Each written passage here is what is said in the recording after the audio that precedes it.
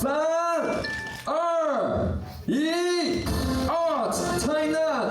2026台南艺术博览会正式启动。台南市长黄伟綽甲侪位贵宾做伙替第14届台南艺术博览会揭开序幕。展会组织国内外画廊，邀请韩国甲日本总共6间国际画廊参展，让台南成为艺术对话的重要平台。同时，也看台南新艺奖互相呼应。台南新艺奖历经多年的一个举办之后，已经成了我们台湾当代艺术里面非常重要的一个累积的成果。那么在今年，我们特别选用了台南新艺奖2位艺术家的一个主视觉，来作为我们的一个设计。作为栽培年轻艺术工作者的新艺奖，那我们也在有许许多多的成功的年轻朋友因此而踏入这个许多艺术创作的行列。展场巧妙利用饭店套房空间，呈现包括着画图、雕塑、装置等多样化艺术形式。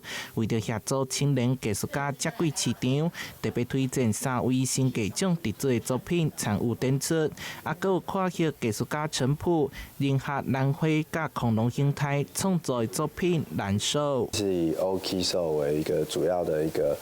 作品。那 Oki Show 其实它就是一直是在替整个兰花产业还有整个兰花的生态讲述很多的故事，跟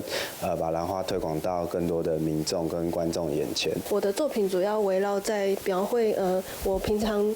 爬山，然后或者是走在公园观察到的各种花草植物，然后把它结合起来之后，用矿物、水墨的元素表达出来。台南新艺奖以发家后一个艺术名称为精神，14年来培育超过100位艺术家，成为春季艺大焦点。希望透过展览交流，让大众感受台南的艺术力量。台南新闻所采采访报道。